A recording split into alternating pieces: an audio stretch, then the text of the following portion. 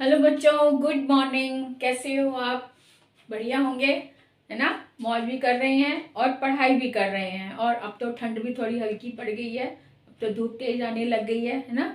तो मौसम भी थोड़ा चेंज हो रहा है। तो अब आप अपनी जोर शोर से पढ़ाई फिर से शुरू कर दो, क्योंकि एग्ज़ाम भी नज़दीक है और यही पढ़ाई के दिन है बेटा। और मैंने आपको बार बार कहा है कि जब भी कोई बात, कोई भी टॉपिक ऐसा है जो आपको नहीं समझ में आ रहा है, तो आप मुझे ज़रूर लिखा करो, ज़रूर बताया करो कि कौन सा टॉपिक रिपीट करूं मैं, कौन सा दोबारा से बताऊं, कौन सा टॉपिक की कौन सा भेद आपको समझ में नहीं आया। आप ज़रूर बताया करें बेटा। मुझे आपके कमेंट्स का बहुत इंतज़ार रहता है। और आपके कमेंट के साथ मैं ये भी चाहती हूँ कि अधिक से अधिक लोग सब्सक्राइब भी करें। देखते रहे हैं लेकिन सब्सक्राइब भी करके देखें तो मुझे भी अच्छा लगेगा। और मुझे लगेगा कि हाँ, मेरा जो प्रयास है वो सफल हो रहा है। तो आप कमेंट भी करते रहिए, लाइक भी करते रहें और सब्सक्राइब भी करते रहें। जब सब्सक्राइब करो तब बेल आइकन पर जरूर जाओ और ऑल को टच जरूर करो, ताकि हर नोटिफिकेशन आप तक पहुंचे। ठीक है, तो चलिए आज शुरू करते हैं अपनी क्लास।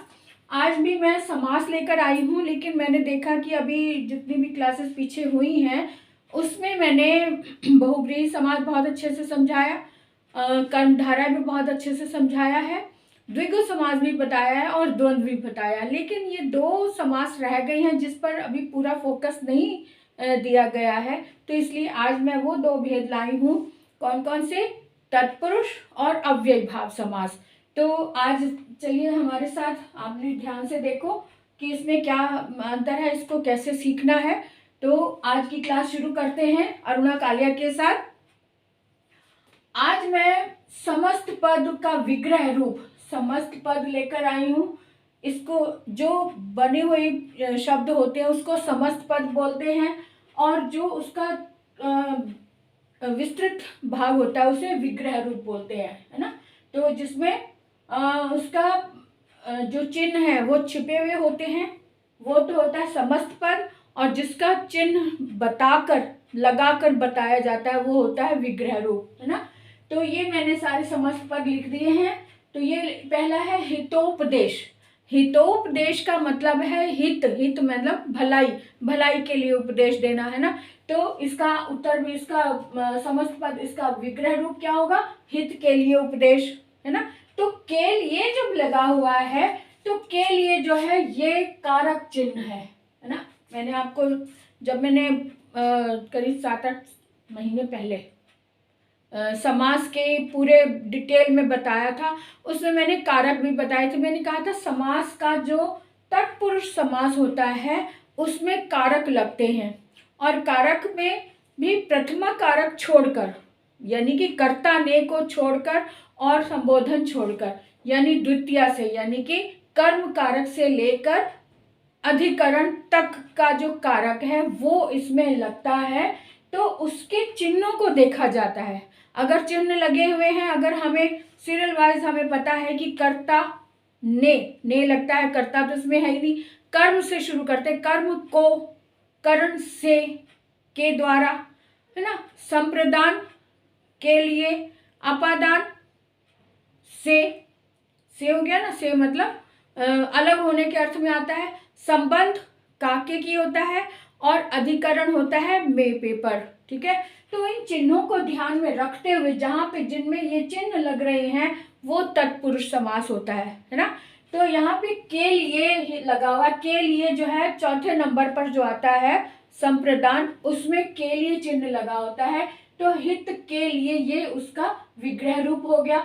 अविग्रह रूप ये हुआ है, तो के लिए चिन्ह को देखकर हम कह सकते हैं है तो ये तत्पुरुष समास। और अगर आपने एग्जाम में तत्पुरुष समास ही लिखना होता है, लेकिन आपको खुद को पता होना चाहिए कि ये जो है अपादान, संप्रदान कारक का चिन्ह है। ठीक है, दूसरा है ग्रंथ को लिखने वाले, यानी ग्रंथकार।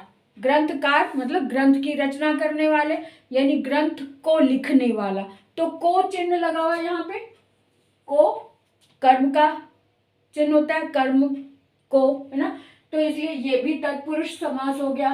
ये यहाँ पे है यश प्राप्त, यश प्राप्त यानी यश को जिसने प्राप्त कर लिया है, तो यश को प्राप्त यानी यश को पाने वाला, तो यश को चिन्ह लगा हुआ, इसलिए यह भी तत्पुरुष समास है।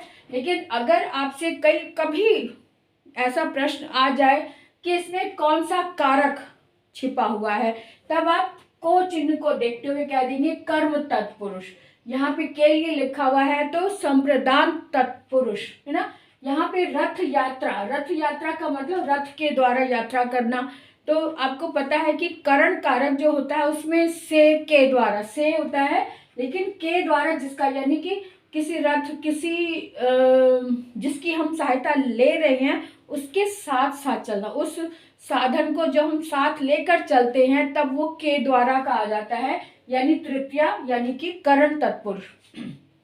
तो यहाँ पे के द्वारा लिखा है, इसका मतलब ये भी तत्पुरुष है लेकिन करण तत्पुरुष में आ जाता है, ये है ना तत्पुरुष।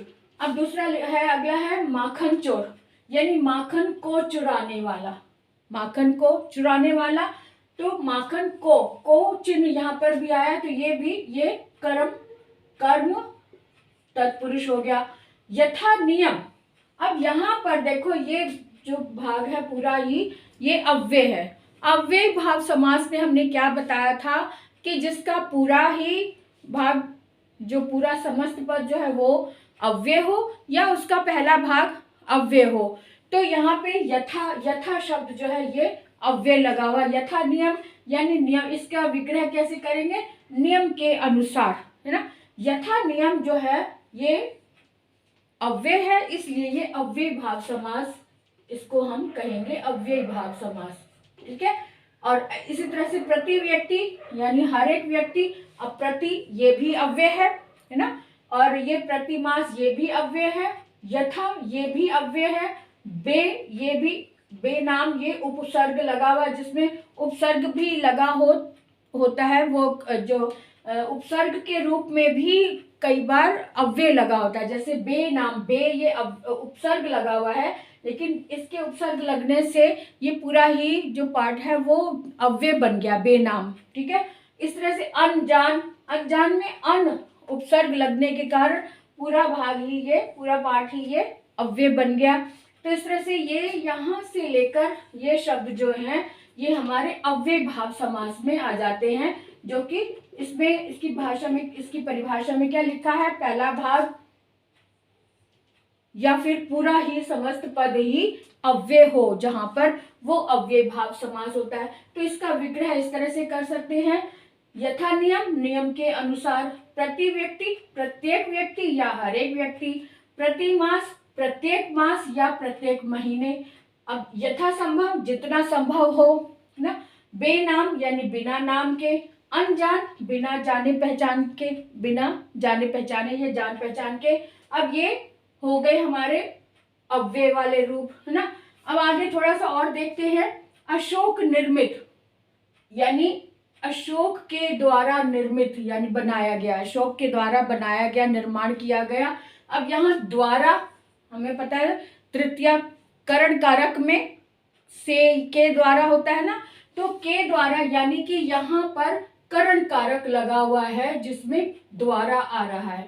ये शक्ति संपन्न यानी शक्ति से संपन्न, से का मतलब जहाँ पे जुड़ने की बात आ रही है, साथ रहने की बात आ जाती है, यानी किसी के द्वारा ये कार्य किया जाना की बात हो रही है, वहां पर तृतीया, वहां पे करण कारक आ जाता है। यहाँ पे भी शक्ति से संपन्न यानी शक्ति से युक्त होना, तो यहाँ पर भी करण कारक आ गया। पथ से भ्रष्ट यानी पथ से भटका हुआ, यहाँ पर से लगा है लेकिन भटकने की बात आ रही है, यहाँ से हम कहेंगे कि अलग होने वाली बात आ रही है, पथ के साथ नहीं चल रहा, पथ से भटक गया, भटक जाना। तो यहाँ पे क्या होगा, अपादान यानी पंचमी विभक्ति वाला पंचमी विभक्ति आ गई, यहाँ पे भ्रष्ट वाली बात आ रही है, तो अपादान है वो, ये भी तत्पुरुष है, ये भी तत्पुरुष है ना, तत्पुरुष है सब। और हथकड़ी यानी हाथ के लिए कड़ी, तो के लिए आ रहा है, यहाँ पे भी संप्रदान तत्पुरुष हो गया, है ना। और ये राष्ट्र, राष्ट्र गौरव यानी राष्ट्र का गौरव, का चिन्ह आ गया। का जो होता है वो संबंध का होता है, तो संबंध तत्पुरुष हो गया, ठीक है। अब ये है यमुना तट, यानी यमुना का तट या यमुना का किनारा, ठीक है। यमुना का किनारा यानी कि ये का चिन्ह इसमें भी छुपा हुआ, तो ये भी संबंध तत्पुरुष हो गया। यहां लिखा है जल में समाधि, जल में समाधि, जल समाधि यानी जल में समाधि, तो में चिन्ह आ रहा है। में जो होता है वो अधिकरण का चिन्ह होता है, में, है ना, में पेपर, तो अधिकरण तत्पुरुष हो गया।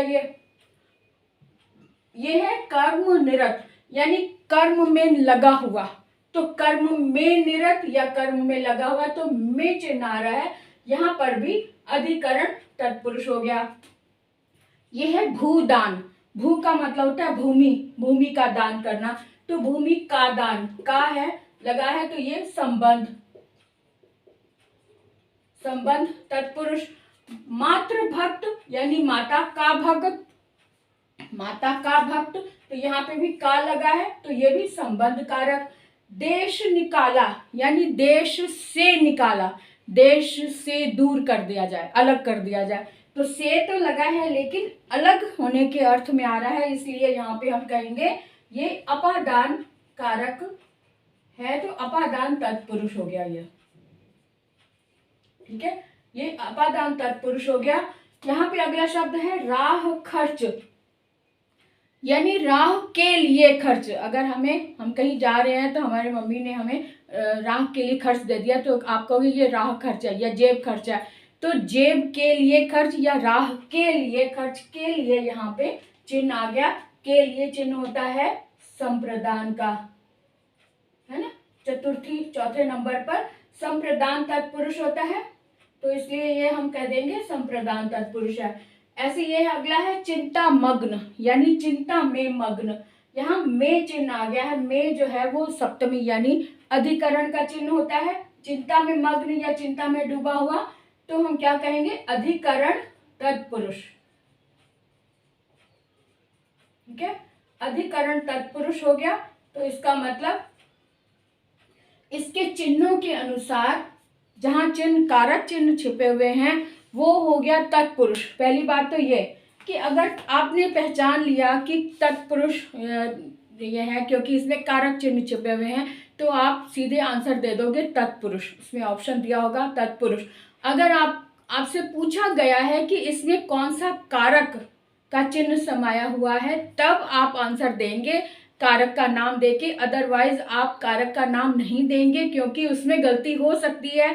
सिर्फ आप तत्पुरुष बता दोगे तो आपका आंसर सही माना जाएगा, ये ध्यान रखो।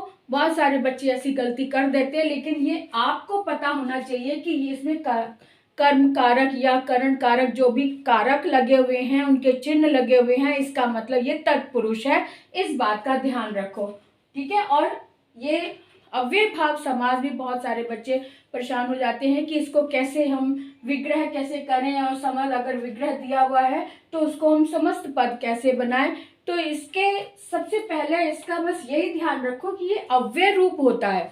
अव्यय का मतलब होता है जो शब्द जैसा आया है वैसा का वैसा ही लगता है वाक्य में या किसी भी सेंटेंस में या किसी भी चीज में लगता है। जैसे कहानी सेंटेंस दे दिया, यथासंभव आ जाना, है ना, तो यथासंभव शब्द जो है वो वैसा का वैसा ही लगेगा, चाहे वो स्त्री के लिए आया, चाहे पुरुष के लिए आया, चाहे वो एक वचन के लिए, चाहे बहुवचन के लिए आया हो, चाहे वो किसी निर्जीव के लिए आया हो या जैसा भी, लेकिन यथासंभव शब्द वैसा का वैसा ही लगेगा।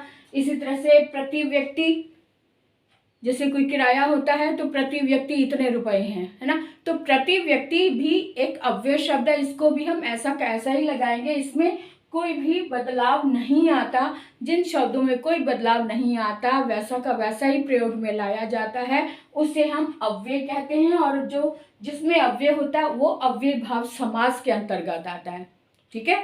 तो इसलिए इसका ध्यान रखो, ये कैसे समझना है, इसे समझ लो एक तो इसकी पहचान ये होती है कि ये अव्यय होता है, या तो पहला भाग या पूरा, या फिर इसके शुरू में उपसर्ग भी लगा होता है, या उपसर्ग भी लगा हो और पूरा का पूरा भाग जो है अव्यय भी हो, ये भी एक पहचान होती है।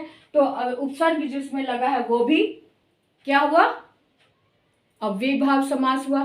तो इस तरह से हमारी पहचान, हर चीज में ना पहचान समझ लो, उसे याद कर लो, उसे समझ लो, तो आपका कोई भी प्रश्न गलत नहीं होगा। तो आज के लिए इतना काफ़ी है, ये आपको समझ में आ गया होगा। नहीं समझ आया तो आप पूछ लो, कमेंट बॉक्स में लिखो। और इसके अलावा और कोई पार्ट पूछना चाहते हो तो ज़रूर पूछो, कोई और ऐसा टॉपिक जो अभी तक आपको नहीं समझ में आया है, मैं बता भी चुकी हूँ लेकिन फिर भी नहीं समझ आया, तो आप ज़रूर पूछो, मैं दोबारा भी बताऊँगी, दोबारा क्या 4 बार भी बताऊँगी, लेकिन आप पूछो, पूछने की हिम्मत करो, आगे आओ और मेरे चैनल को सब्सक्राइब जरूर करो। और अगर आपको लगता है शेयर करने की ज़रूरत है तो आप शेयर भी करो। तो अगले वीडियो तक के लिए फिर मिलते हैं, बाय बाय।